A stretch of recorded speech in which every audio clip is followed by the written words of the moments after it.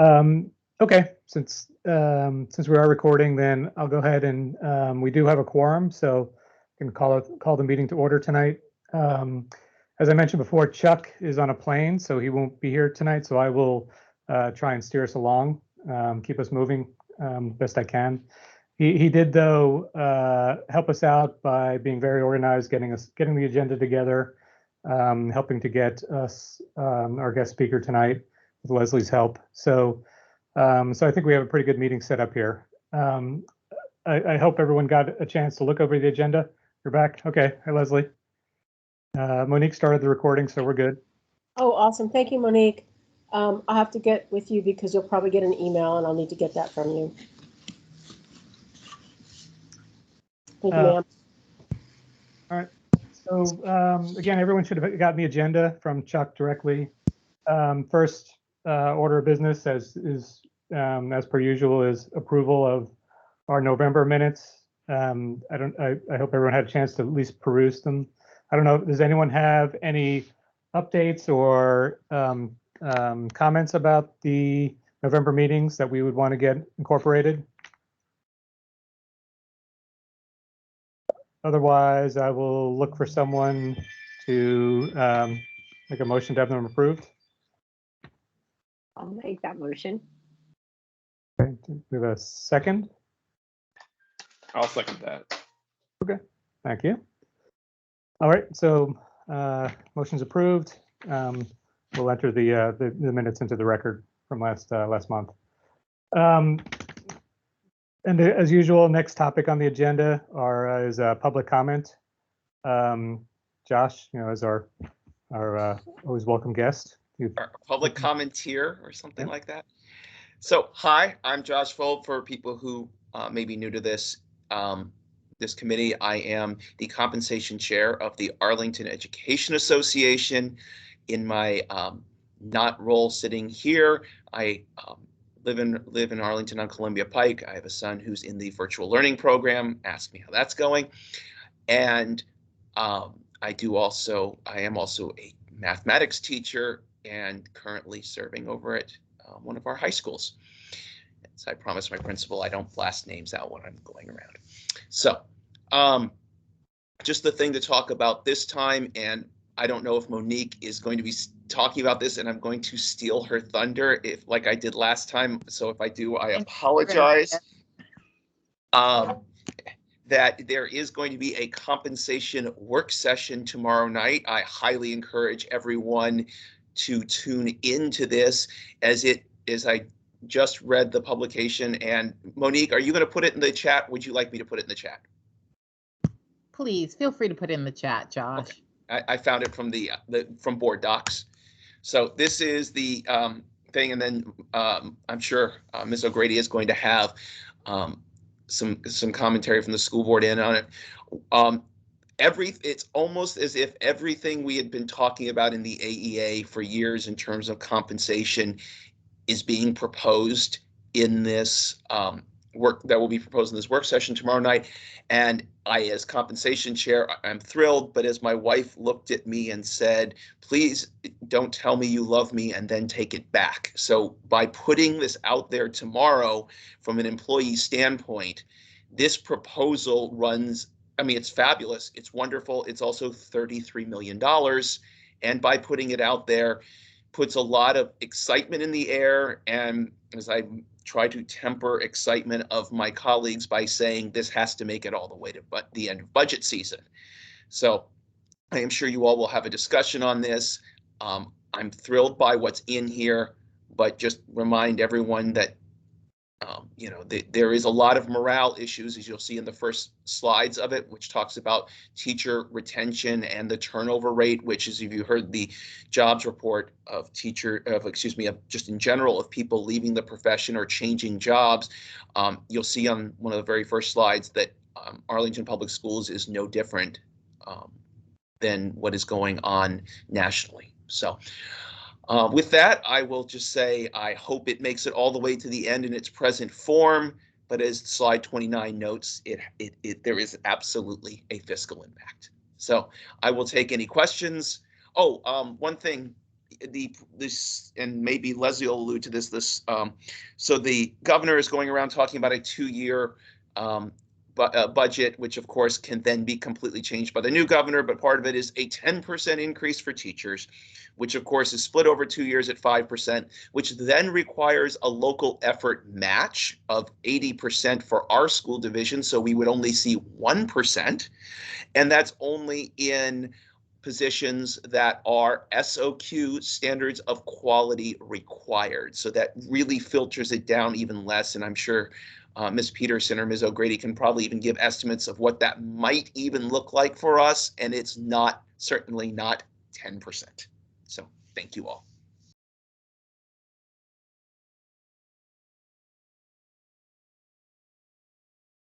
Eric, you're on mute. Thank you. Any questions for Josh? Okay, I'm scrolling through this. Do we have any other guests here tonight? I'm trying to see through the any other guests who would want to make a public comment? No? Okay. Thank you, Eric. And when you all get to the thing of option schools, I will probably exit stage left at that point. Okay, absolutely. Sounds good. Yeah, and we're scheduled to start that around 8 o'clock. That's when Lisa is scheduled to join us. So that's our goal right now. So next topic then, I guess that's a good lead in, Monique, for you for school board update. I'm going to guess that was a topic that you were going to touch on. So I think this will be the last time that Josh is going to be able to scoop me. Not because of anything Josh is doing, but because this is my last meeting with you guys before I leave the school board. So first, I just want to start off by saying thank you very much. It has been such a pleasure to be the liaison for this committee. I really appreciate all the work that you're doing, the leadership over the years. And I think this is an excellent time to be a member of the BAC because there's a lot to talk about. And Josh, I see you have your hand up. Aw. No, that was, sorry, I'm trying to click other things. Thank you, guys. Okay, thank you, Josh. Thank you for the kind notes. I wanted to tell you a little bit about what Josh already told you about, which is the compensation study. I believe it is important for you guys, if you can, to tune in to see the second report that we're getting out on compensation study. One of the things that Dr. Duran talked about in our last school board meeting is his desire to, again, return us to being one of the top salary places to work in Arlington. I mean, in the region. You will find when you look at this report that we are trailing in many areas, especially when it comes to new teachers. And so it's going to be important that we take a look at that. You will also probably remember that the school board actually put in compensation as one of the major issues that it wants to work on this year. So we are also looking at trying to remain competitive, especially as in this region, in this state and across the country, we are looking at teacher shortages. So making this a priority is important. That priority has already been shared with the county board as well. And in a meeting that I was with Chair Matt DiFerente, when he spoke to the CCPTA, he shared that that is an issue that the county board has taken note of. And this is definitely a concern for Dr. Duran. In addition to that, at the last school board meeting, he also addressed our transportation employees and shared with them that he would like to make them the ¡1 top payee in the region.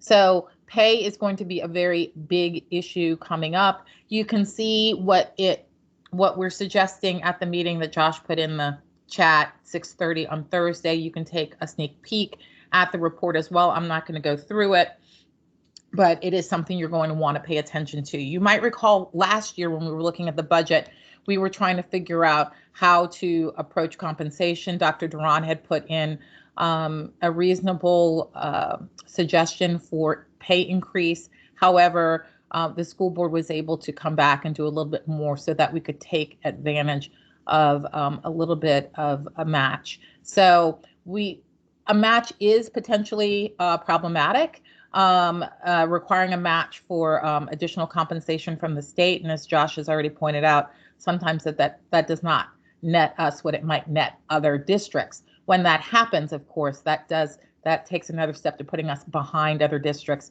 who are able to increase their compensation to a rate that we may not be able to increase ours at.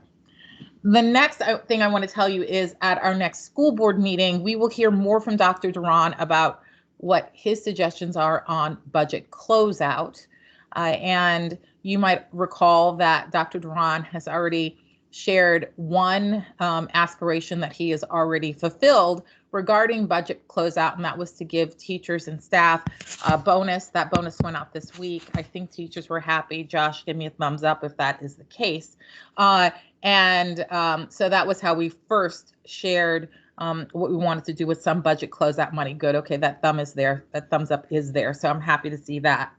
The other thing I wanted to share with you as you continue to do your work, and I will just be an outside observer, is we've spoken in the past about class size versus compensation.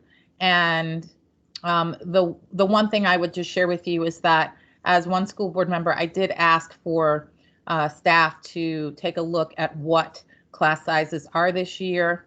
And I would just share that that Dr. Duran will give us a little sneak peek at that, I think, coming up at the next board meeting as well. So those are the three things that I'd like to report out to you this evening. And I'm here for questions if you have any.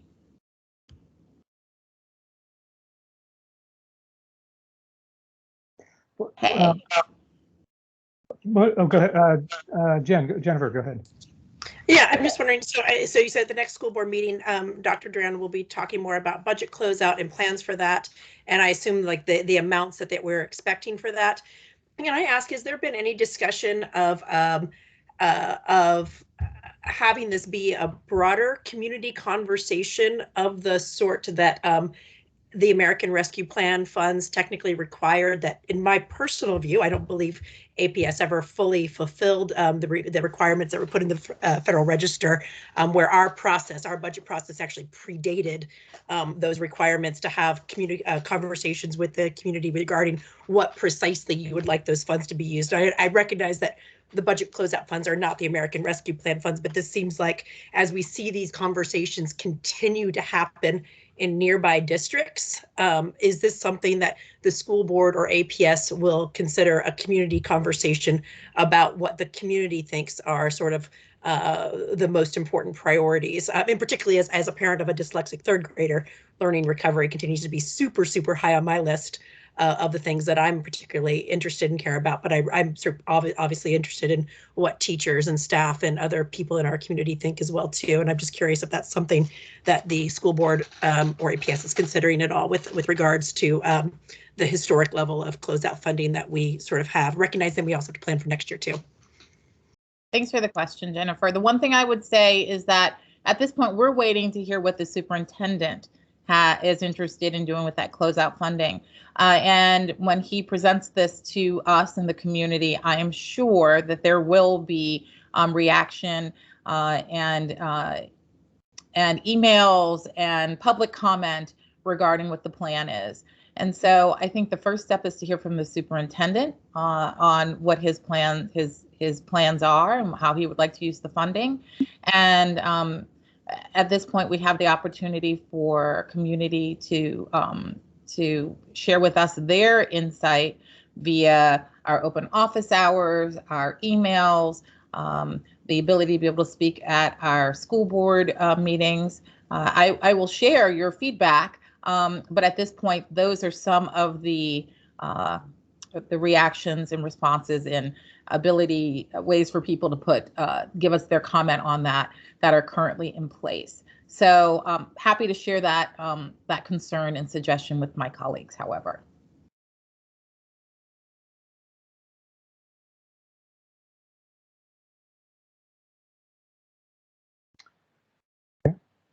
Other questions?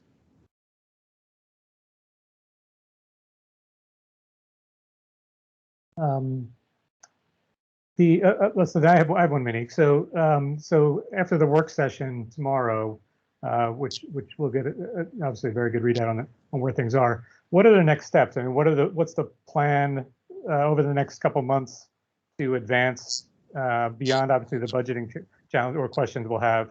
What are the other next steps that need to happen for the study? Well, I will not be on the board at that time, but what I would anticipate would happen is there would be continued conversations around how to move this plan forward, how to incorporate it into the budget. So the next step would be that the superintendent would actually propose his budget, and we will see in that what elements of this plan he's able to move forward if he chooses to, and I think he will be choosing to, as he kind of mentioned that his budget will be moving us forward to making us leaders in the area. And the school board will have the opportunity to have lots of different work sessions regarding that, his proposal. And I believe that's the next step. Anything beyond that, I am not aware of, but we'll have to just wait and see. I think that will probably be something that will be discussed at the end of the work session. And I tell you what, Eric, I will ask that question. Okay, thank you. Thank you very much. Okay, other questions from Monique? Anybody else? Okay, well, before we move on, Monique, I personally would like to thank you for your service to the board and specifically in helping us. I mean, you've provided a lot of clarity, a lot of information, and it's made our lives easier. And, you know, in turn, I hope we've helped you as well. So, but thank you so much for all you've done for the board and for the county and for our community. Thank you. Thank you, Eric. Appreciate it. Okay, so next topic on the agenda is our BAC liaison comments. I don't have my liaison list with me here in front of me, but does anyone have an update on transportation? Did anyone attend a recent transportation meeting or have an update on what's going on with that committee? So I'm chair of that committee, so I can, speak to it. So our last meeting, I think, we haven't had another meeting since we're every other month, but we are continuing to push. We did attend the chair session with the county board and continue to reinforce our desire for the county to continue to collaborate with the schools on basically our ultimate goal is if it has a fare box and runs through Arlington County, that students should be able to get on it for free. The transit pilot of a year ago is expanding, and we are waiting anxiously for those exact details. We're also hoping to continue to partner with the county to improve intersections that might otherwise prevent students from walking to school, and because it's not just a school system benefit. If you're walking to a school, you're also walking on the weekends to a playground, and so that benefits everyone in the community. So that is where we're at with transportation. Okay. How about anybody for ACTL, teaching and learning? Do we have anyone who's been working with them? All right, so I'm the BAC representative for the ACTL. They're unfortunately meeting tonight for their December meeting, so I'm actually missing that. But I've already got their notes and everything, so I'll send those out later. Basically, and I'll send this out for all their previous meetings as well, some information. Basically, they've been each month going through a different section of, sorry for the background noise, different types of learning. They started out with math and had basically breakout sessions to discuss the math changes that are coming through in the curriculum. And then they're working now on literacy. And they'll move to socio-emotional learning for the next time. Sorry, you have something you need to say, Eric? No. Again, I'll break all that down. I like the back. I looked at the background noise because it sounds like my house. Like I said, we're being pretty festive here tonight. Luckily, we turned down the music though.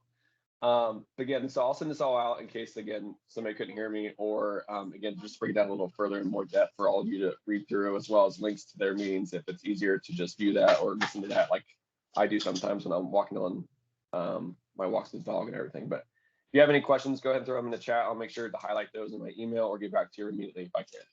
All right, thank you, Michael. Okay, anyone on school facilities and capital programs? Do we have anyone liaison for that these days?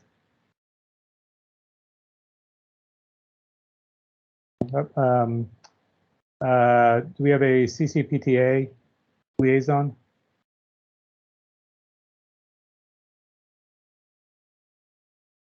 Okay. I think that might be it then for what we usually.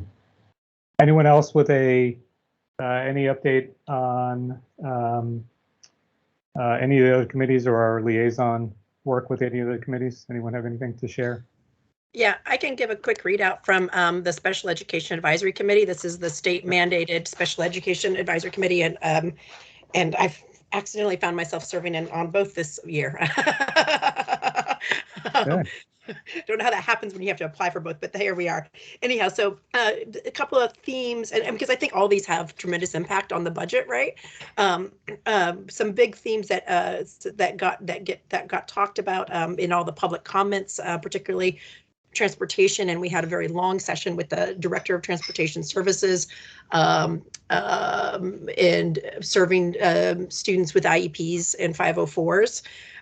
There was a lot of discussion, a lot of public comment, and further discussion about APS and providing recovery services and compensatory services to students with disabilities. Recovery services, particularly for those students who perhaps need additional assistance because of the virtual learning environment last year, and choices to sort of reduce hours last year. The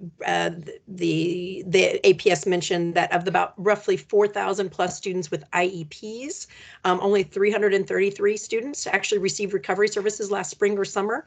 And I know from talking to a lot of families, this continues to be a big concern, and I think that parents will continue to be pushing for recovery services for their students. Now, because of the difficulties in the rollout in the VLP program, roughly 9,000 compensatory hours are owed to students with IEPs in the VLP program. And so these are things that I believe APS is planning to make up for the VLP students this summer. The compensatory services. We'll know more about recovery services for the fall, how many families receive those in about January for the fall. But these are all things that very much impact the planning and budgeting for things moving forward, and particularly for summer school, things like that. And then finally, one of the projects that the chair of ASAC, who was previously on BAC, previously on BAC, Dave Rosenblatt, a project that he's working on that I'm super interested in learning more about too, is working on the planning factors which is I think how APS allocates full-time employees, allocates resources in the schools based on sort of general education, special education, and other things. And others with greater expertise could probably explain that better than I have. But that's something that he's working more closely with the Parent Resource Center and others in APS on, and I'm hoping to learn more too about how that impacts the special education and the general education environment. So anyways, that's a quick readout. Happy to share more as I learn more going forward. Okay. Thank you. Any other anyone else with any feedback from other committees they are either the liaison on or participate in or attend that would be relevant for us?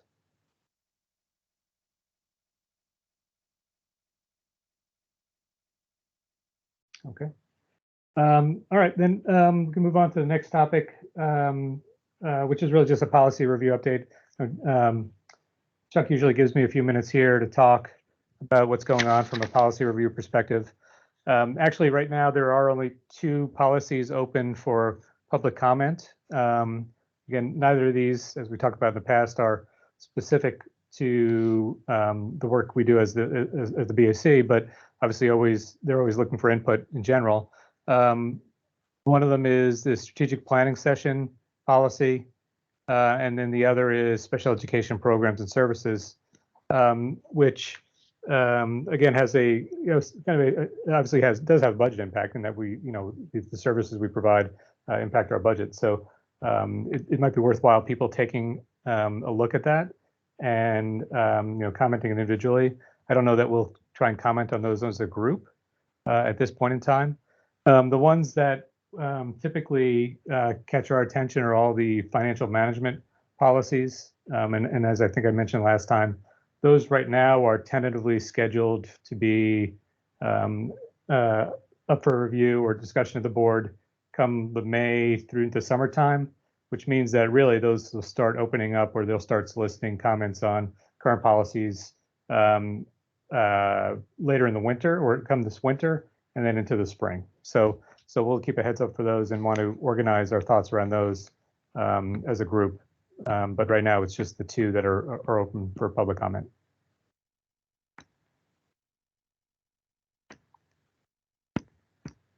Okay. So following on, we're actually a little bit ahead of schedule. And I know the next topic on our agenda is our option schools discussion. Leslie and Chuck were able to arrange to have Lisa Stengel come talk to us, but she can't be here till 8. So we have about 26 minutes before I think she can join.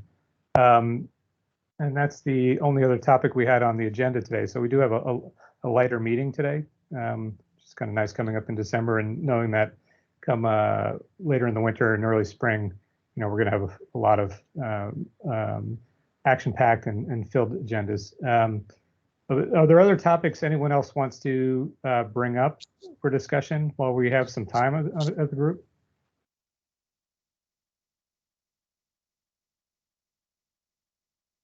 And I'm happy to answer any questions anybody might have about anything that comes to mind. Leslie, I'd be very interested in understanding a little bit more about sort of state funding and how we will be where APS wouldn't get very much in these sort of state formulas, and understanding the SOQ designation, and then to what degree will we be competing with nearby districts who might get more of a state match in that 10% budget sort of conversation that's happening at the state level? Well, we actually aren't competing. We'll start from the back and go the other way. We actually aren't competing with neighboring jurisdictions. The state has a formula that they use called the Local Composite Index. And it is based on a lot of different things, but mostly property values in the county or the locality.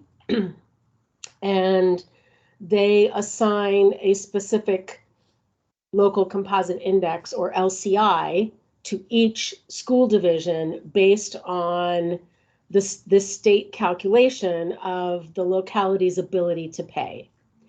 So for Arlington, we are at what they call a 0.8 LCI, which means the state says that the locality should provide 80%, and I'm quoting 80% because it's 80% of the SOQ mandated positions and staffing and other things that the state requires us to have, not 80% of what we actually have. And then on top of that, because we're a service organization, our biggest resource is people, and it's all based on salaries and benefits. The state uses an average teacher salary across the state to provide funding to each locality. And it's not even like last year's average teacher salary. It's like several years ago average teacher salary. And that's what they use to do all these calculations to tell us what we're going to get. So as I put in the chat, for example, for us, a 5% increase would be about $23 million. That's based on the 4.6 million dollars cost for a 1% COLA that we calculated last year. It might be slightly different this year. We haven't calculated that yet. But based on that, a 5% COLA would cost $23 million. And I looked back at what we were expected to get from the state for our 2% increase last year. and it was only about $658,000. So you multiply it out, we could spend $23 million, but based on all of these calculations that the state does that include the LCI and the average teacher salary and the SOQ mandated positions, they would only give us about $1.6, $1.7 million for that $23 million cost. So we have a lot more positions in place than the state mandates. We offer a lot more than what the state mandates. And of course, all of our teacher salaries are higher than the average teacher salary from, 3 years ago across the state. So all of those influence how much money we get from the state on that particular match. I hope that answered your question. Yeah, that's really helpful. And so that to the degree that like that LCI is sort of based on sort of property values, and the fact that like nearby jurisdictions also generally have high property values too, I can kind of understand a little bit more. Right. So for example, Alexandria also has a 0.8 LCI, and 0.8 is the highest. It can't go above 0.8, which is good for us because otherwise it'd be higher. When I worked in Alexandria and we had a 0.8 LCI, I was curious as I looked at the LCI and I was learning about all of this stuff. I did the calculation myself, and based on that, we were supposed to be giving money back to the state kind of thing. It was above a 1, unless I did it wrong, which is always possible, but it would have been higher than a 0.8. And so it's like, oh, okay, great. We're at 0.8. We'll just take that. And then the opposite is true.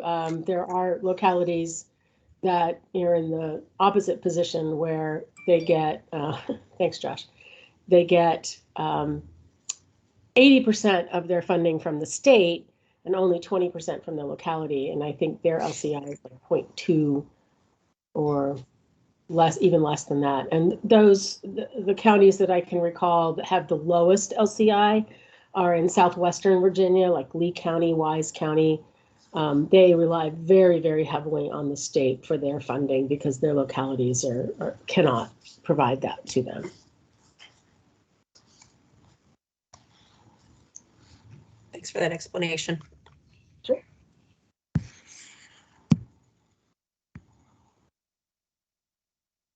Anything else? Any burning questions in anybody's mind about anything that we've talked about over the last several months or upcoming? I have a question on the state funding. Is that something where in order to get the state match, we would have to give the X amount, like the 5%, or is it whatever we give, they match? How does that work? That is a good question. It all depends on the language that it's adopted by the General Assembly, and we won't know what that is until March. So this coming year is the first year of a biennium. So they're going to be doing the next 2-year budget. And so the General Assembly session this year coming up in the beginning of 22 is going to be what they call a long session. So the budget won't be adopted until sometime in March, probably third week of March or so. It's going to be a while before we know exactly what's happening. Added to that is the changeover of the governorship. So Governor Northam is going to be presenting his budget soon in the next week or so. Let's say the 8th, maybe like 2 weeks, within the next 2 weeks. And then Governor Youngkin, once he is in office, can then propose his budget. And then it goes to the General Assembly, and then the General Assembly does what it's going to do. So lots of unknowns right now. Governor Youngkin did say that he wanted to put a lot of money into K-12 education, and we're more than happy to take that from him. And of course, Governor Northam proposed the 10%. And although Governor-elect Youngkin hasn't decided exactly what he's going to do, he did say that teacher salaries were one of his big issues. So we'll see.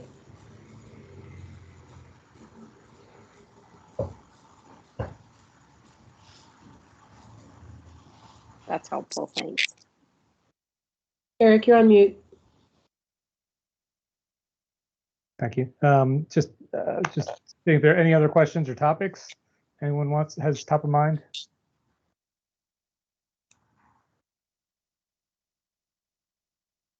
Okay. All right, so we have a 15-minute lull here, I guess, until we wait till Lisa's able to join us. Well, I mean, we could start talking about option schools now, in the sense that we can talk about option school costs.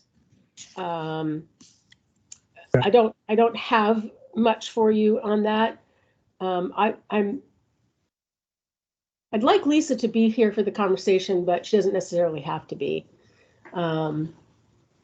So there were some questions about the costs. I'm sorry, Eric, were you trying to say something? No, I was going to say, yeah, it's even high level. You know, if we can get our arms around what the cost buckets are that we could say are specifically tied to our choice schools, right? Obviously, transportation is one, right? There's higher costs, but I know there's probably a lot of uncertainty about what other costs there might be. Yeah. So I started to look at it. I was trying to do a very down and dirty look at option school costs, and unfortunately, we don't have transportation costs for the schools, for each of the schools broken out by school. That's very difficult to do, and right now that's not something that I can ask the transportation department to look at. They're just trying to keep their heads above water right now. But then I started to try to look at, okay, what's the average cost per pupil? What's the average cost per pupil across all schools? And I'm just talking elementary here. All elementary, what's it for option schools versus non-option schools?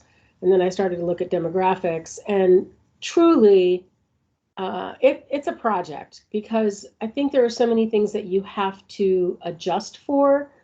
So for example, salaries and benefits.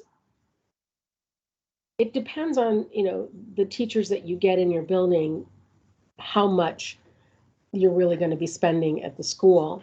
So a teacher's salary and benefit can really drastically affect what the cost per pupil is.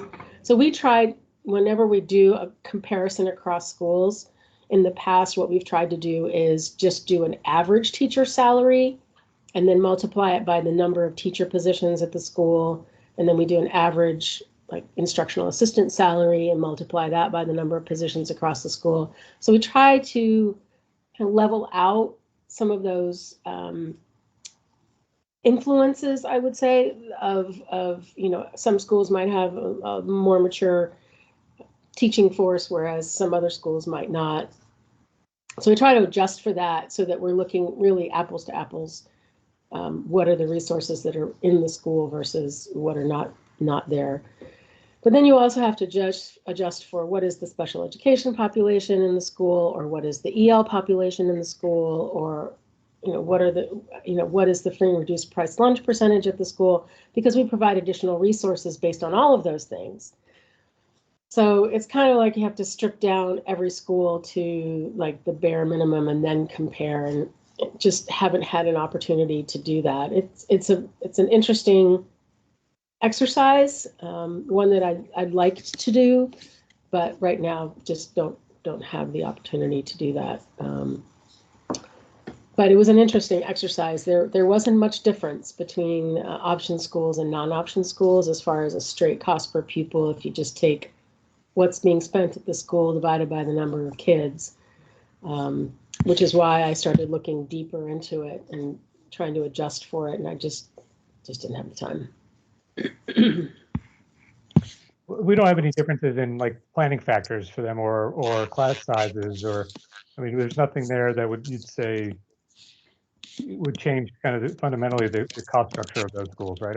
I would assume they're similar, right? Just based on very similar. The only things that I would say is if you look in the planning factor document, let me just pull it up real quick.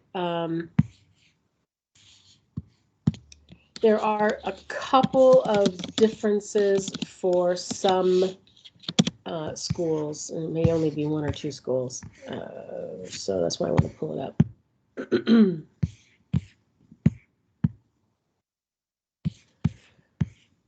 And actually, I'm going to share my screen so you guys can see it too.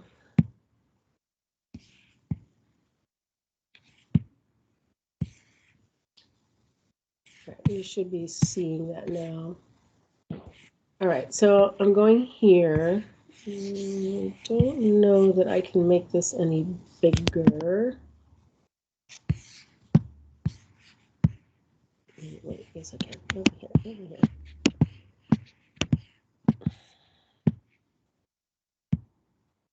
Yep. All right, here we go. Instruction. So this is the majority of where the staffing goes, right? Into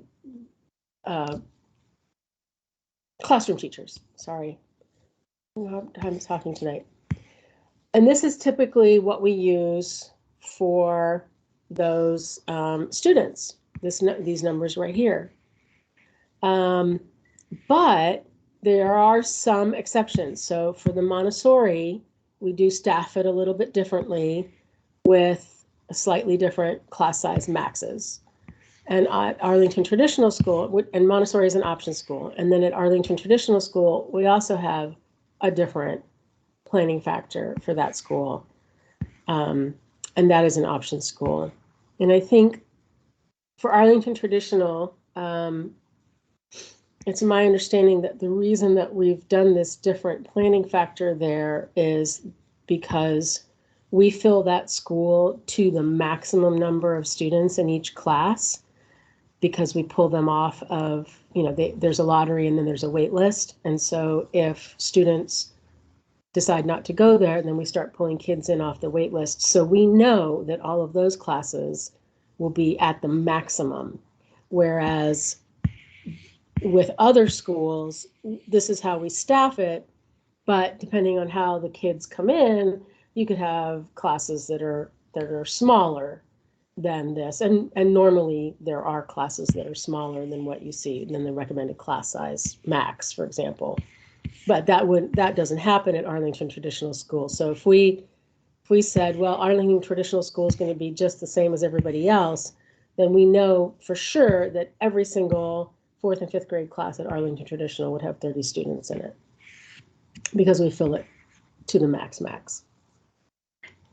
So those are slightly different for those schools. I think that's really about it. There is some little bit differential here for Montessori for art and music, but that's just because of the primary versus elementary, I think, aspect of Montessori. The other places where it comes into play really is in the special education and English learners, and a little bit in free and reduced price lunch, because we do provide some additional resources for larger free and reduced price lunch schools. So.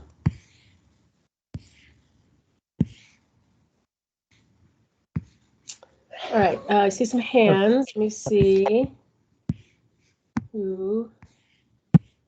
Sal and then Jennifer. Hey, yeah, Leslie. Quick observation. Given how the Arlington Traditional School is filled to the brim and looked like a slightly more aggressive student count ratio, is it fair to say that the cost per pupil there is lower, all things being equal? All things being equal, I don't know, because I haven't had an opportunity to make all things equal. Okay. It's lower than the average cost per pupil, and it's lower than the median cost per pupil. But that's all I can tell you, and I don't know why it's lower. Is it lower because of teacher salaries? Is it because of fewer resources? Is it lower for some other reason that I can't speculate about right now? I don't know the answer to that. And transportation costs are completely outside of the four walls of the building budget. Correct. They're in the transportation budget. What else would be outside the four walls of the building budget, but that specifically affect the implied cost of the option schools?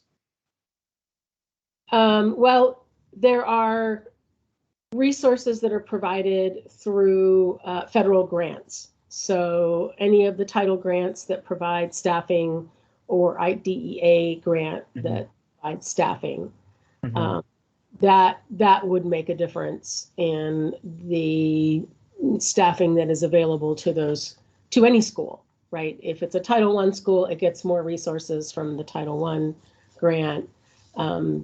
If there's IDEA needs there that is being provided by the grant, then those would be outside of what you see on that budget page in the budget document for that school.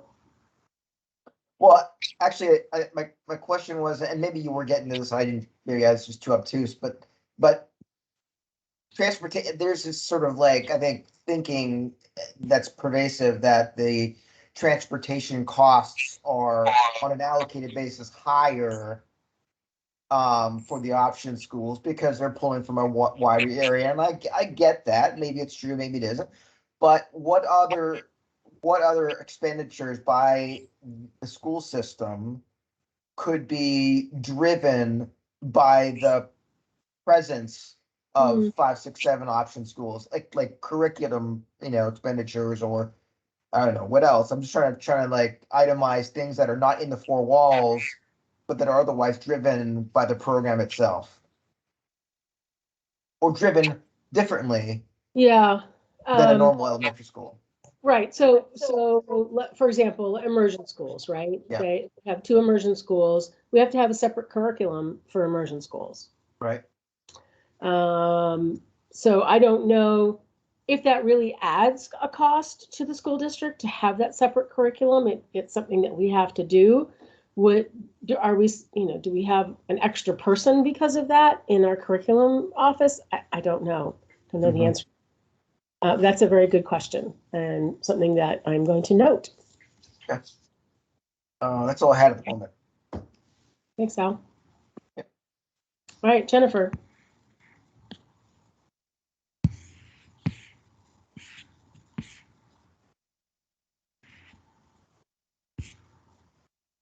Jennifer's on mute.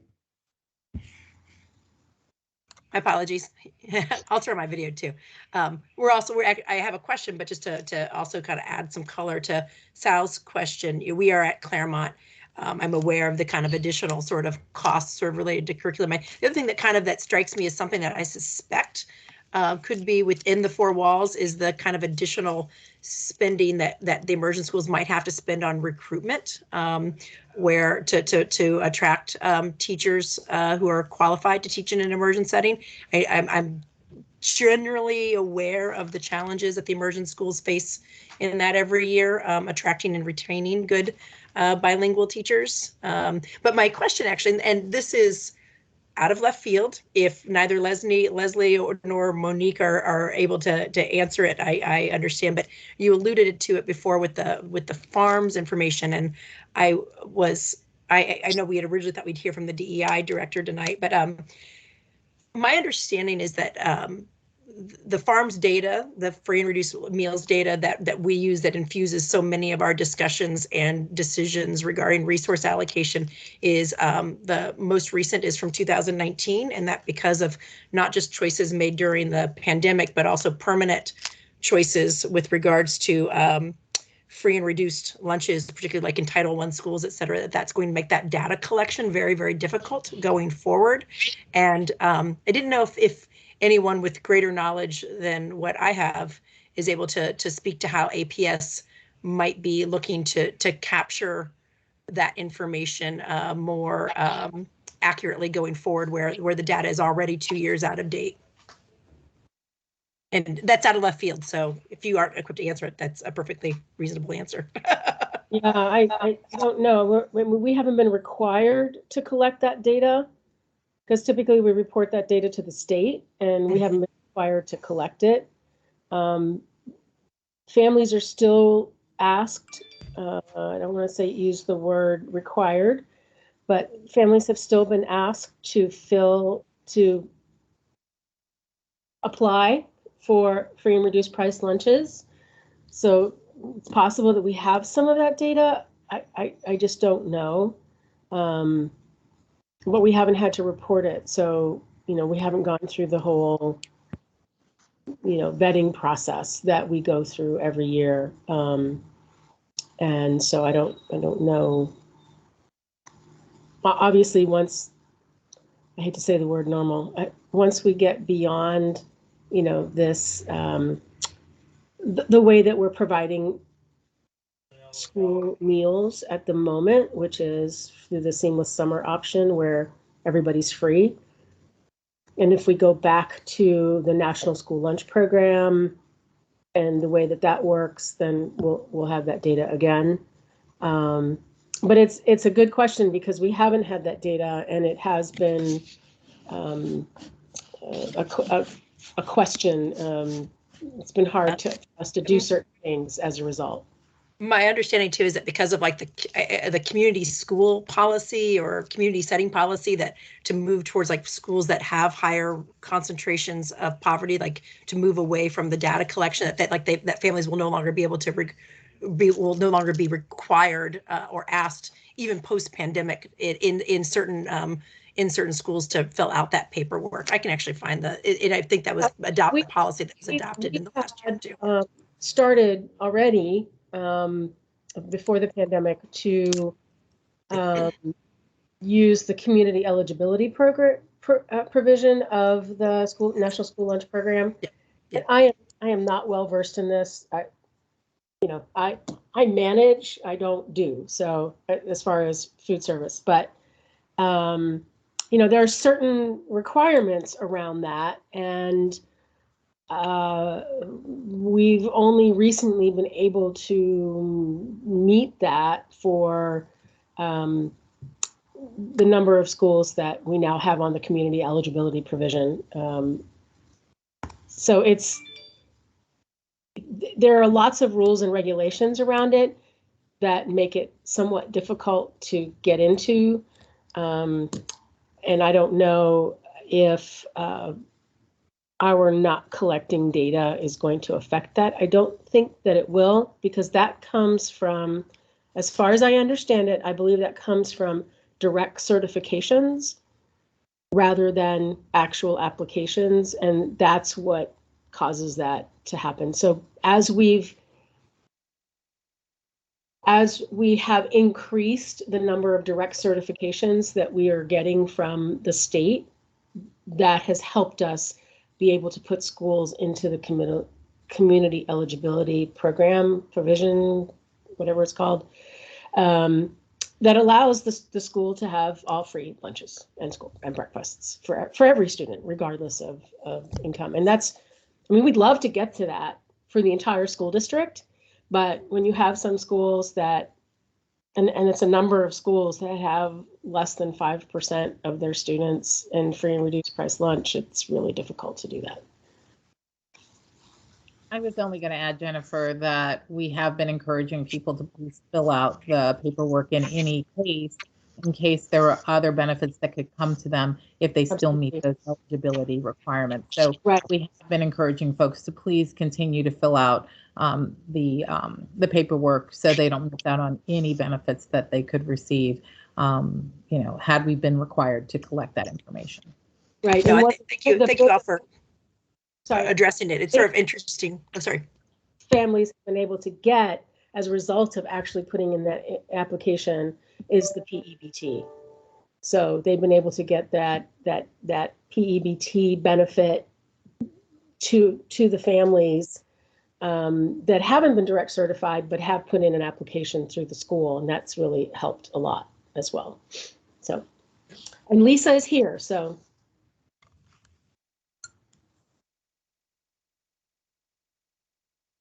Okay, terrific. Well, welcome, Lisa. Thank you for joining us. Oh. Hi there. Sorry about that. No, thank you for joining us. So for everyone's awareness, Lisa, I think you're with the planning and evaluation. And thank you for joining us again tonight. My name is Eric Sullivan. I'm just facilitating the call tonight. We obviously have the board here. We had just started talking about choice schools a little bit from a budgeting, from a costing perspective, but certainly would love to get your input, some background for us. So Chuck had sent along, am I unmuted? I'm sorry. Yes, Chuck had sent along a list of questions that he had gathered from all of you at the BAC. And I believe that Lisa has some really good answers to some of those questions. So if we want to start with that, she can speak to the questions. So Lisa, I'm gonna feed you the question, and then you can provide an answer. I know that you've looked at the questions and thought about them. So first question was, what data is collected on the educational outcomes of choice schools, option schools, over neighborhood schools? So, and again, thank you for sending these in advance. So what I'll say is we collect the same data across all of our schools at every school level. So there's not different data for our option schools. Sometimes there's additional data. It's if you were looking for option school results, at our elementary school level, that's easy because they're whole schools. So you've got the 2 immersion schools, you got Montessori Public School of Arlington, you've got Campbell and ATS. So you've got 5 schools that you can actually look at their results and see what is happening with their students. For the secondary schools, if you're aware of it, HP Woodlawn students, Arlington Tech students are actually reported out through their home schools. So when you're looking at VDOE reports and most reports that come out about schools, those students are accounted for in their neighborhood schools. So it's harder to sort of tease out what those program results are for students that might be in the programs within school, or the secondary programs, and then the programs within some of the high schools like IB or, the AP network or the immersion program. We have reported out on some programs within the evaluations, and just some examples. I know immersion, we've looked at, so we've reported, I believe, K-12 immersion outcomes, or maybe probably grade 3 through grade 12 immersion outcomes in the world languages program evaluation.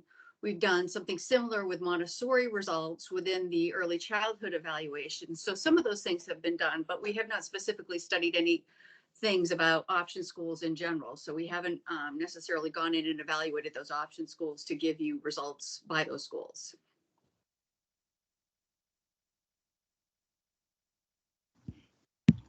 All right, before we go on, any questions for Lisa on that?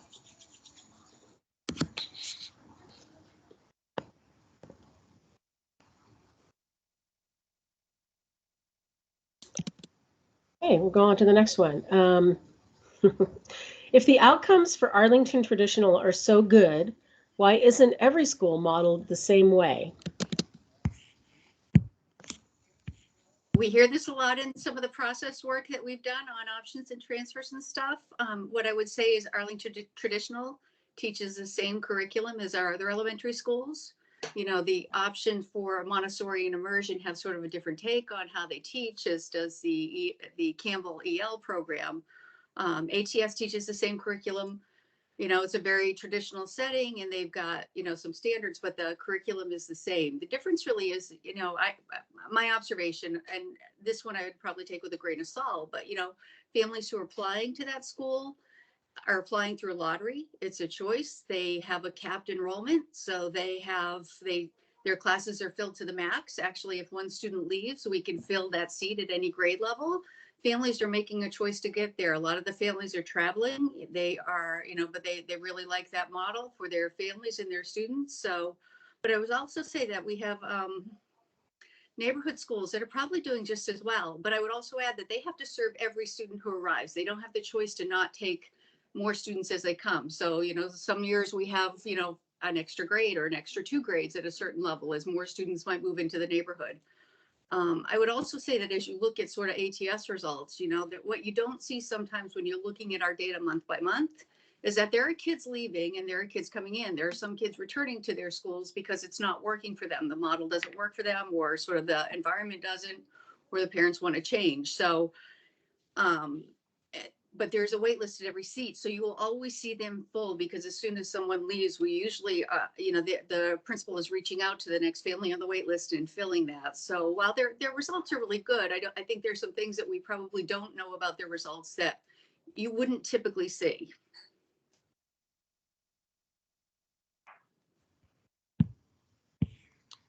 Okay. Questions? Follow-up questions on that? I mean, I do have a question. I mean, I think I was the one that posed that particular question. And I don't have a particular bias one way or the other. I think it's more of an intellectual curiosity and around that do, take sides. And I like to try to get information rather than come at it from a bias. But when I hear, all due respect to the responses, we don't know why the results are so good. That doesn't really make me feel under, is there an element of sort of like, selection bias where the parents and the families that are choosing to send their kids there already have a disposition to sort of invest in the education of their children, above and beyond the average family, and that's driving a successful outcome as opposed to anything inherent in the school. And so, I'm just posing these questions again back at you to sort of understand what is it that's sort of distinctive? Is it just dumb luck, or is it a proactive curriculum? It's a really good, strong school. I didn't mean to suggest that it's not a good school, but I would also say that I would feel the same way about all of our other schools as well. So I don't want to say that they're doing something and they've got, some special juice. It is I think with all of our options, most of our family, a lot of families apply. Some families apply and want a particular option school. Other families apply and want an option school. Maybe they don't want their neighborhood school. Maybe they just want something different. We haven't studied why people do that. We do know that when we look at those lotteries, sometimes there are families that have applied for 4 of the options. There are 4 options that they can apply for. There's 2 immersion schools, but they go to the one that their feeder goes to. But they have to select one and they go to one. There is a bias here. I do think, families, first the families, remember, we at each of these option schools, we have seats for pre-K, and that's how we actually make sure that those schools do serve a diverse population. With Arlington Traditional, I think they have a really tight approach to how they serve students. They are very good at what they do, but I do believe there's some selection bias as well. Parents who are really into that selected. I've got neighbors, I live very close to it.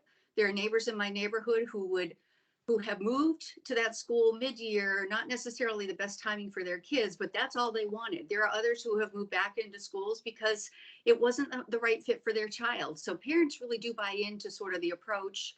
And if it works for them, a lot of those families, the kids thrive in that environment. We have not studied it. And I apologize if it came off differently. So.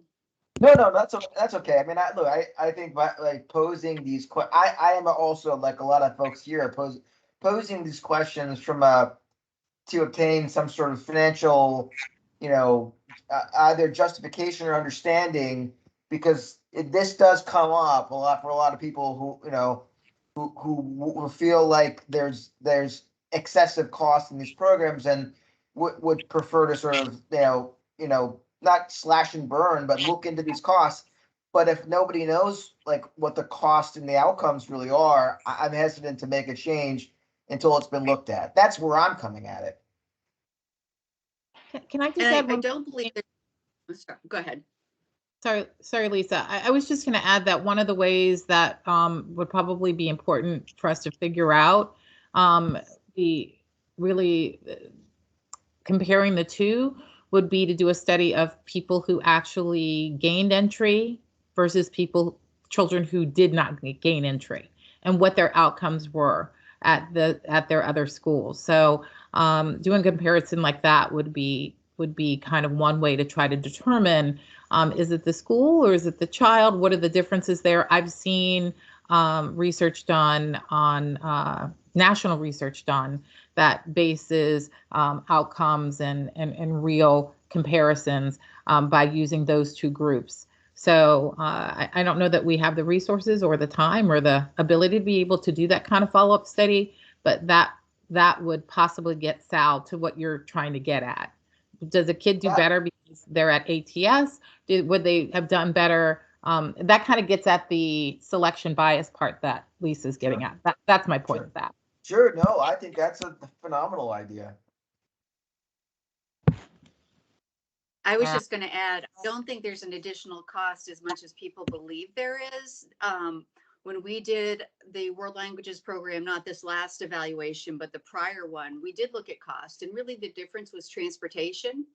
And I would have to say, being on the planning side and drawing boundaries and stuff, I could not, if all of these schools were neighborhood schools, I think we'd have some challenges with our boundaries. Some of our schools are too close together, and sort of in some places that it would make it really difficult to make boundaries that didn't require long bus routes, very long distances to make it work. So, to me, as I'm looking at those option schools within it, as long as they're not in the middle of a really densely populated neighborhood, to me, they actually make it a bit easier on the boundaries. When you look at what's around both ATS and Immersion, the Escuela Key, which are not too far apart, I still have too many neighborhood seats right now as we're beginning to sort of look at the projections and enrollment levels. Yeah, I mean, I think that the question of transportation costs, unless it's been looked at, is always thrown around as, and personally, I think it's a bit of a red herring. I think it should be relatively easy to isolate the cost, whatever it's cost per mile or cost per route, and then to allocate those exact routes to the schools. And you know what you're specifically, it's not even a judgment, it's the specific cost of each bus hitting the school, whether people are using it or not. And I think it's relatively easy to figure that out. But maybe there's other biases that folks have, and I think it's worth understanding if there is a cost difference. So I would add, there's like a cost difference when you start thinking also about like the IB program at W&L. There's costs for, in some of these cases, for teacher training, the assessments that they take, and some of the credentialing that needs to happen for some of these as well. So those would be other things that would need to be teased out on sort of the costs of these programs. Right. I don't have any more questions there. Thank you, though. Eric, you had your hand up at one point. Did you still have a question? Well, Lisa had brought up the topic of, or had mentioned wait lists. And so I think there's a question in the list later on anyway, but I was just going to bring it up since that came up. How large are the wait lists for ATS or for the other choice schools for that matter? I'm going to provide you to a link. When we changed the options and transfer policy, I think in 2017 or 2016 for the 2017-18 school year, I can't quite remember when it went into place. We centralized the lotteries. Well, actually, one of the findings that came out afterwards that was really interesting as we were talking to principals and planning across schools, it used to be that Immersion would lose students because they were also on the wait list for ATS. So we didn't coordinate across wait lists. Immersion would lose students to ATS, and both principals talked about, well, I get the most kids from Immersion who are probably not happy there. And now their first choice was ATS, but they went to Immersion and took a seat that maybe another family wanted. So one of the things by centralizing the wait list was we were able to make sure that parents don't hold seats at other schools. You have to select one. You either go to the school that you entered if you get into one, or you pick the wait list you remain on, and you cannot remain on multiple. You can actually apply again the following year. And I'm going to try and drop this link into the chat. I already did. Great. Thank you.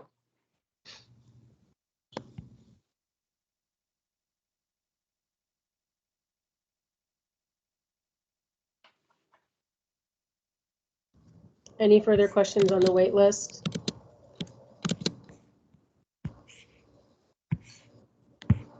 Okay, we're going to move on. If the outcomes for the immersion schools are bad, can they be remodeled to be more effective? So again, I sort of take this one like the ATS one. The immersion outcomes are not bad. There are some areas where they know they need to make some changes and improvements. There's actually a visioning process going on right now. There has, the program has changed a lot. Many of these programs have been in place for a lot longer than I've been in the system. I've been here 20 years, and I know that they had been around for a while when I got here.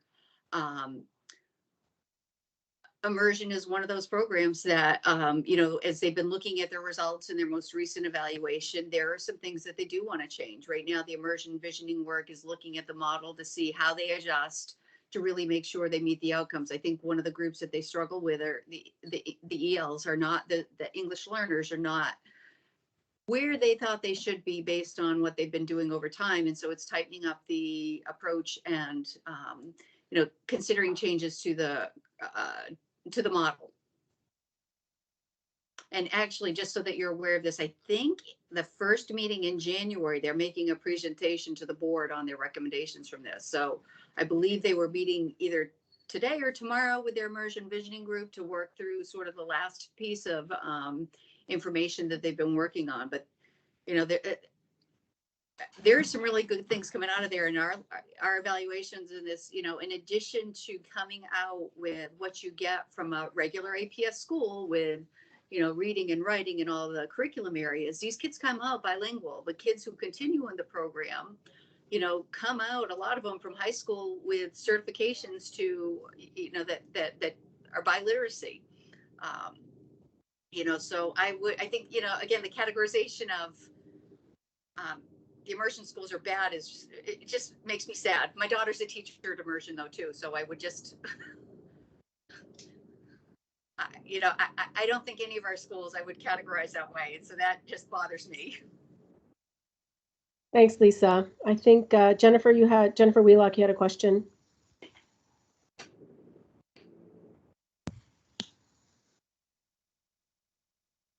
You're on mute, Jennifer, if you're talking. Sorry, I keep doing that. I apologize.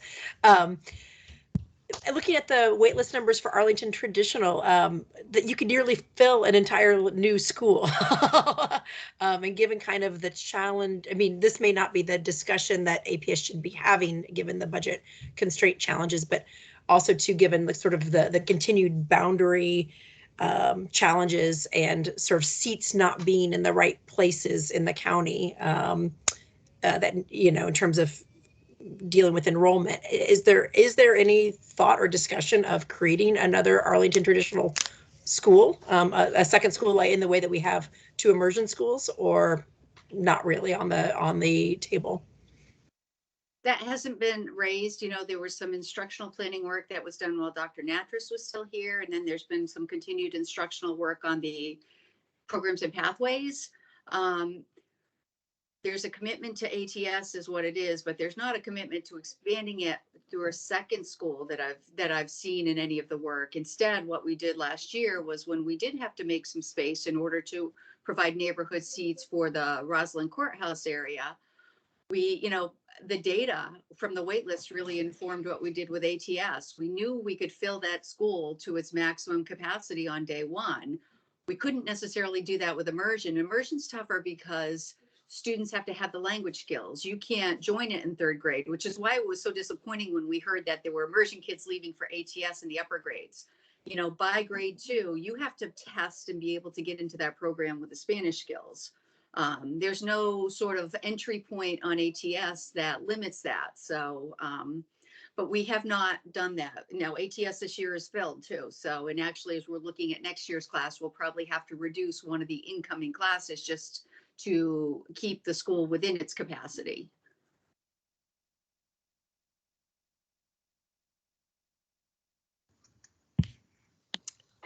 Thanks, Jennifer. All right, moving on to the next one.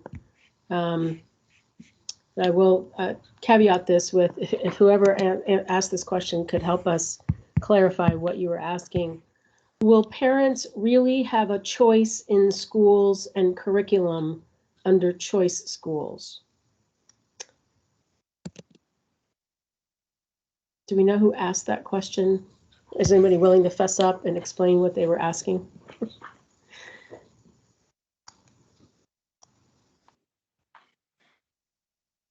All right. I'm sorry, Leslie, could you just repeat that one more time? Yes, Just in absolutely. case it was me. Sure. Will parents really have a choice in schools and curriculum under choice schools?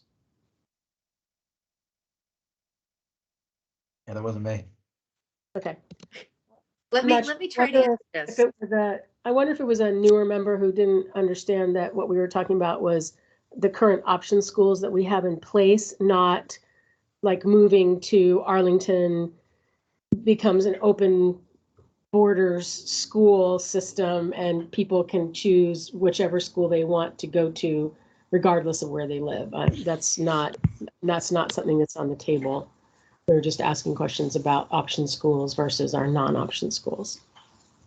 And I would say there's a piece there in curriculum. No school, nobody has a choice in curriculum. The curriculum is actually, defined by the SOLs, and how they teach it might differ, and some of the details of what they teach may differ, but the curriculum is not a choice. I actually sort of interpreted it as some of the work that we had done, again, while Dr. Natras was here working on the programs and pathways work.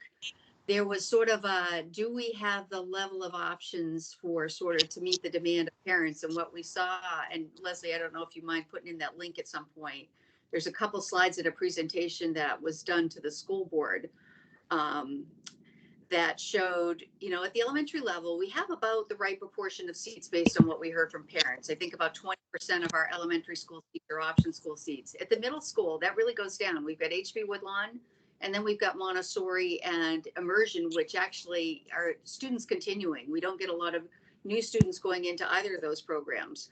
And then you get into high school and we have more. But what we saw in the parent surveys where they really wanted more as their kids got older. I think as kids get older, they feel more comfortable about their kids maybe going to different places, and kids may have something that you sort of see as a good fit for them based on their learning style, or maybe, they want a smaller environment or something like that, but the options don't necessarily match up with the demand or the desire to have those things. I think we saw at the high school level, it might have been almost half of the families were much more open to, sending their kids to a place other than their neighborhood school.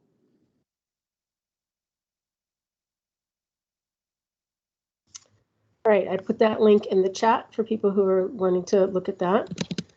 The next several questions had to do with costs, of the choice schools, option schools versus other schools, transportation, the thought that they might be more expensive than neighborhood schools.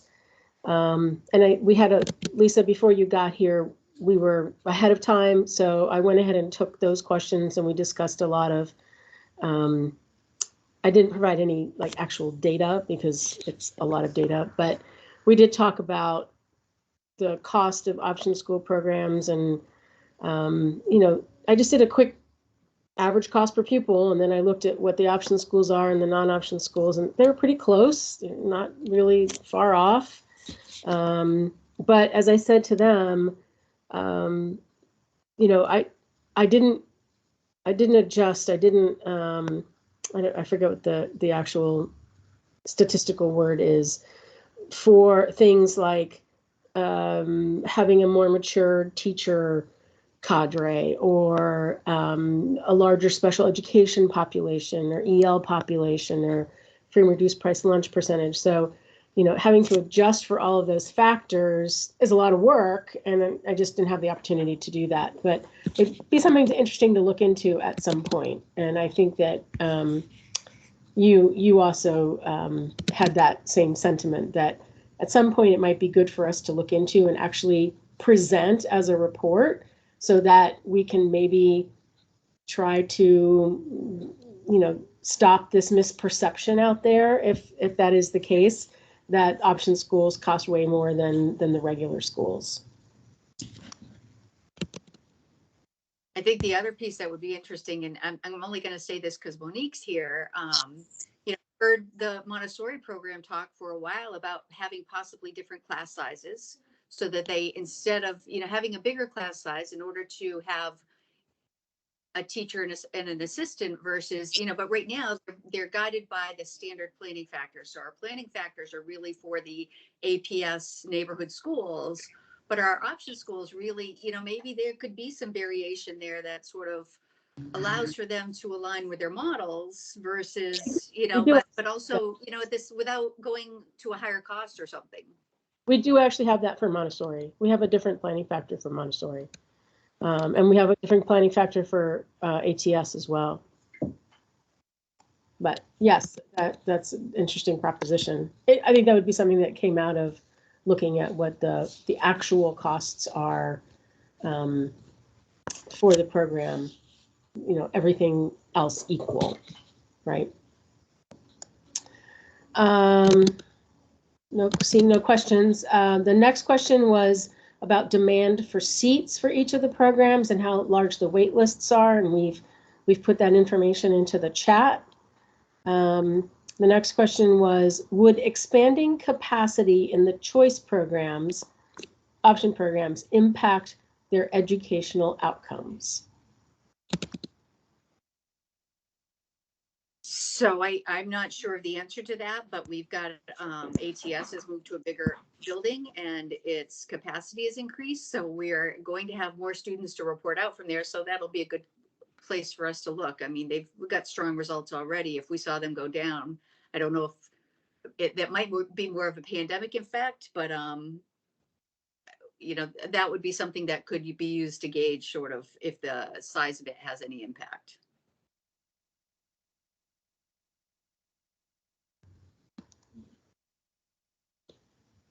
All right, questions. All right, we're going on to the last question that we got in advance. And that was, do they have a distribution map of where the kids that go to each school live in relation to the school? What percentage of kids from each choice school ride the bus? And Lisa, I know that you sent me an Excel spreadsheet. Was there a map in there? Because it's not coming up on my computer. There was no map. Our team right at the moment has been working on updating the projections with new boundaries. So we didn't map it, but what I did show you is the number of students, I believe, by their residence schools. So their school where that would be their assigned neighborhood school and attending the different options. So at each of the grade levels.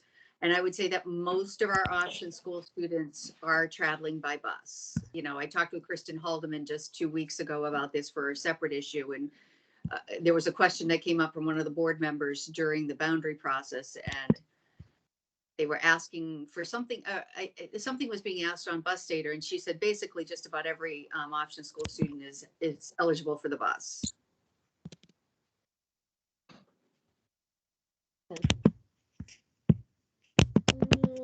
I can't seem to put that in here. I may have to send that to everybody separately.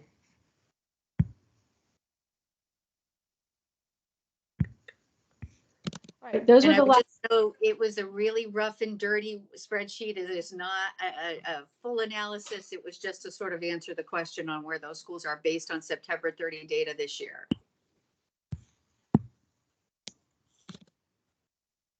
All right, thank you. I will send that to everyone as soon as I can. I'm trying to do too many things at once right now, and I'm going to screw something up. Okay, those were all the questions we had in advance. Any other questions from the group?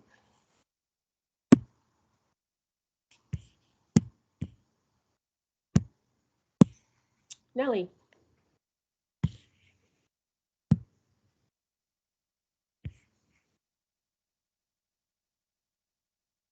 Nellie, if you're talking, you're on mute, or we can't hear you.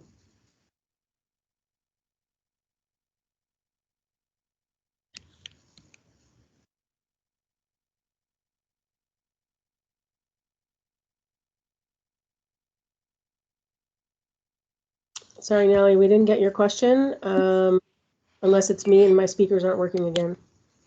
Sorry, I think my microphone isn't working. Okay, throw your question in the chat and we'll get it that way. And while you're doing that, I'm going to move to Jennifer. All right, managed to unmute this time. Thanks for that. Actually, one of the things I would love to see you all, APS, do a kind of a better apples to apples comparison in the future to sort of see, like, understand sort of the cost effects. So I'm happy that we've had this conversation tonight to hopefully maybe plant that seed for the future. But my question is about the plans to create a permanent virtual high school, which I guess would be a future option program for the high school level. And I understand that that one of the options on the table being considered is to create a floor of the dedicated floor of the Career Center to serving a permanent virtual high school. And I'm curious what planning or what thoughts might be surrounding that at present in terms of how many students that might serve, how that will affect, how that would impact enrollment at places that are already overcrowded, Wakefield, Yorktown, et cetera. So curious about that. And I guess maybe tied up with that is if there are thoughts about continuing the current virtual learning program K through 12 for next year as well, if there are thoughts about continuing that, and then positioning for a permanent virtual high school. So in the virtual high school, I'm actually gonna, I'm not going to answer that question because I believe they're actually working on this and they're probably going to begin to say what's going to happen in the next couple of weeks. And I'm not sure of where they are. There was talk of actually putting those at the Ed Center, not the Career Center. I think it was a floor or 2 floors as a location on it. However, we're not filling the Ed Center right off. We don't want, with the new boundaries and with the Ed Center open, we don't want to grow that school to 2,800 students from 2,200 overnight. You know, we want to make sure that enrollment is manageable there. They have time to grow. They have to hire new teachers to serve classes. All of our capacity is helping, Wakefield, that's enrollment growth is growing. The Career Center will also be a help for that. So I want to, everything we do is designed to help in one way or the other. What we're doing actually next week is reviewing projections for next year, as well as enrollment patterns with our principals and seeing if we need to offer some additional transfers for Wakefield students to go to W&L. Again, as we sort of look at that. I would say on the one thing I would say on the virtual, prior to the pandemic, we were actually looking at this as well, not so much for a school, but what we're seeing is a lot of our students were actually leading the way. Kids who wanted a more flexible schedule, wanted something that we didn't necessarily offer or needed it to fit in a different way in their day. We had a lot of students taking virtual, not necessarily for an entire day, but really to fill some very specific needs or to allow them to compete at some very high levels in sports or do some other things that, the typical school experience didn't work for them. And kids were doing it and we were, providing the structure around it, and the numbers were increasing every year. And I want to say they were like 4,000 classes. That's not maybe 4,000 students, but it's, some students might have been taking 6 while others might have been taking 1. But the numbers were actually surprising to me because they were already doing it. So I know there's some work on this, and, I actually think one of the things that, I'm excited to see that's being worked on right now with CTE. Chris Martini, the head of career technical and adult career technical education. I think adult education has now moved out with the reorg. We want, as we prepare for the Career Center and think about CTE, we want more students having access to CTE. In order to do that, first we have to sort of look across our schools and be able to align their schedules. He's looking at some issues about how do you maybe use virtual learning as a mechanism for having more kids attend. One of the barriers to some of the students going to CTE, and we've seen this in some of our evaluation work, is taking that time to go to the Career Center. If they're at a high school, they've got to take 2 periods out of their day. They've got to get transportation. So they often lose some things in the, back at their home school in the cycle. The schedules don't line up great. So, Chris has got a team working with him on this. And one of the things they've been talking about is could you only go to the Career Center on those days when you have lab work and do the other pieces virtually and vice versa? So, you really get a little bit more creative about where you learn and using virtual to supplement, not necessarily to replace, but really to think a little bit more creatively about making things more accessible to everybody, even though it might not be in my building. I don't know if anybody's seen the academies at Loudon that they opened. They really have kids come for a day on and a day off. They're alternating schedules, and it works for the students. They take whatever those number of classes are on that day while they're there, and then they take the other classes back at their neighborhood school or the school that they attend on the other days. So we need to probably think about some of those things with virtual, but I think it's exciting to see some of the things that they're considering on this, which is not a virtual school, but virtual to expand the opportunities for students and really open up some of those things that we know are good for students.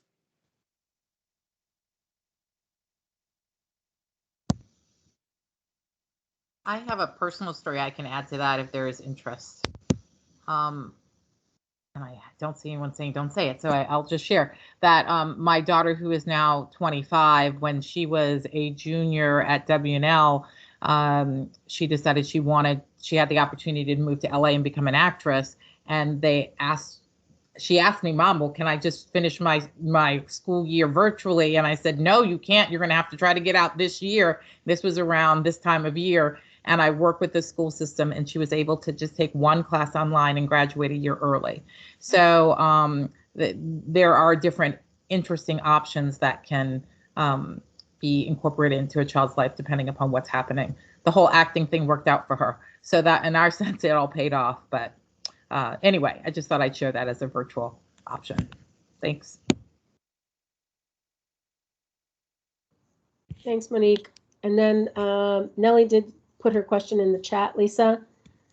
You'd mentioned that option schools alleviate crowding in certain situations. Since some neighborhood schools are actually over capacity at times, has there been any thought to giving preference to students from overcapacity schools rather than filling option schools through a pure lottery? Right now our policy would not allow for this. When the policy was revised, it took away the neighborhood preference, or there used to be, if you lived in some neighborhoods, you could go into, the immersion school, and that was there. There were some options for some families that weren't available across the county. We are beginning to look at things a bit differently and see, are there ways that we can do this? This is something that we've sort of thought about, as I look at that western end of Columbia Pike, which before the pandemic, we were seeing a lot of growth. Campbell's right there and Claremont's right there. Could that help? We would have to get a policy change to do that. But we are continuously looking for ways to do that. We're actually doing targeted transfers right now. We did those last year between Abingdon and Drew. We knew we were proposing a boundary change for this fall. It didn't get done, but we also offered that Abingdon's overcapacity. Drew has the space to take more students. It's right next door. So we were able to offer transfers to Abingdon students and provide transportation, and some families took it. We've already heard families already ask about it for next year too. So I think we'll see more of that. And in working again with Kristen Haldeman, those sort of things, if they're really close by, they can do it and they can accommodate it. It would be, if it was further away, it would be more of a challenge. We just did a boundary change too, and it was nice because the boundary change that we did, both of the schools that the kids were leaving were option schools. So the kids who got grandfathered actually will still be able to access that transportation. So it's where we can tap into those things. It's not as big a deal. Then we really are trying not to add transportation, but if we can tap into what is already there and then just use it to accommodate those students, that's always sort of a concern we're looking at when we also look at a bus driver shortage and some of the challenges with transportation.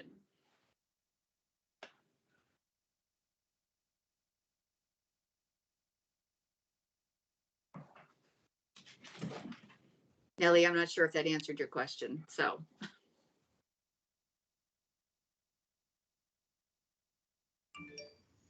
Yep, she says, thanks, Lisa. All right. Any other questions from the group?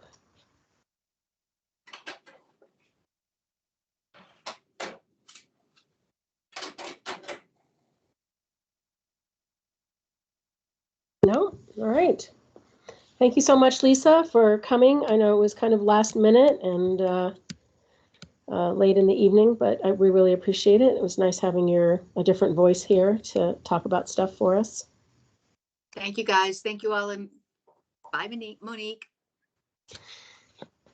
Bye, guys. Thank you.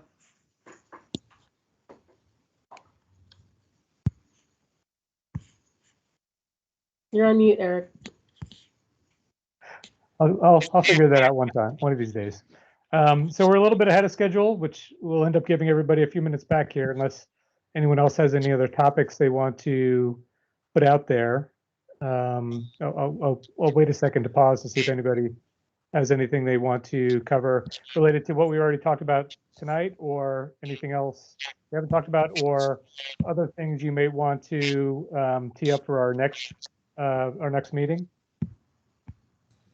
which will be next month. Okay. Between now and then, Eric, oh. Jen Wagner has her hand up. Sorry, Jen, I didn't see your hand. Go ahead. No, it's okay. Can you hear me? Yep. Sorry, I've been driving, transporting kids most of the meeting. I just wanted to come back to the statement earlier just about not having the cost data. I mean, I think that being on the BAC for many years, when we have these tough budget years, this topic just comes up and gets beaten like a dead horse. And I guess, Leslie, my question would be, is this the type of data that you could ask volunteers? I'm even thinking people on this committee that might want to dig into data and see if we can actually put something together. I feel like we just don't know the answer to this, and maybe it's just a complete waste of our time that this topic comes up every year and it's just a non-starter, or maybe there's something behind it. So yeah, I totally get that you all have so much to do, but it seems like maybe this is a project. I don't know, is there a class at the high school where the kids could be given this as a project? I'm just sort of thinking, I think that comment that you and Lisa made about this topic is really, really key. Yeah, that's a really good question, Jen. I don't know the answer because I haven't actually looked at it. And I'm not sure that pulling all of the information that we would have to give somebody to actually do the project wouldn't be basically 80 to 90% of the project, because once you pull all that information, you're there. So yeah. Or could we even narrow it down somewhat if we focus? I think there's a general perception that the transportation piece is probably the biggest part of the cost, or the additional cost. Maybe there is, and maybe if we focus there and looked and did some analysis of just the transportation side, it might lead us to say, hey, you know what, there's nothing really there to get, and therefore the rest, changing the planning factors for ATS and adding 2 heads, is going to have some impact, but it's probably not going to be that material. But if we start with what is perceived as probably the biggest area, which I think is transportation, that may help us kind of hold off some of those questions that come up during budget time, like Jen mentioned. Yeah, and I have no idea what kind of data transportation has on that to be able to give you any information at all. I'd have to rely on them, and at this point, I don't know that they have data like that. They should, I think, but don't know that they do. Maybe that's something. I know Josh talked a little bit about the transportation committee before. Maybe that's something we can weave back to them and ask if that's something they can dig into or find out for us. And maybe that's a good path forward there. Yeah, definitely.